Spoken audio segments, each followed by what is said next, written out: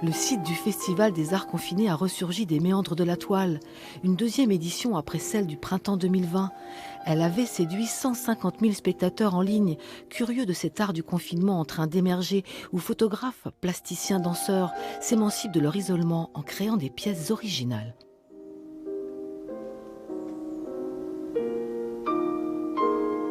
Chaque soir à 19 h, le Festival des Arts Confinés offre de nouvelles propositions artistiques. Et pour cette deuxième édition, l'engouement des artistes pour ce lieu d'exposition virtuelle se fait plus discret. On sent qu'ils ont déjà vécu un confinement, on sent qu'ils sont un peu plus libres, qu'ils ont une autorisation d'aller enregistrer, d'aller créer, d'aller répéter. Donc il y a un petit peu moins de présence des artistes actuellement.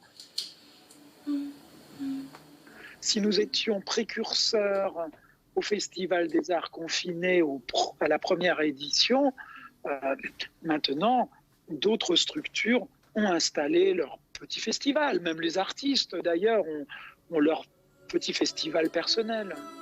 Curateur du site, l'accordéoniste Arnaud Métivier a lui-même publié le morceau d'un album à venir, que les heureux souscripteurs recevront à la mort de la reine Élisabeth II. C'est peut-être dans 10 ans, dans 15 ans, dans 20 ans, dans peut-être 50 ans. Qui sait, je lui souhaite bien sûr longue vie à cette dame que j'adore, qui est une punk, qui est une artiste. Je lui souhaite longue vie et j'ai plutôt voulu lui rendre hommage de son vivant plutôt qu'une fois qu'elle aurait disparu. Insolite et éclectique, ouvert aux artistes du monde entier, le Festival des Arts Confinés est une plateforme qui déconfine résolument notre vision de l'art. Vous savez quand on va être payé pour la publicité ?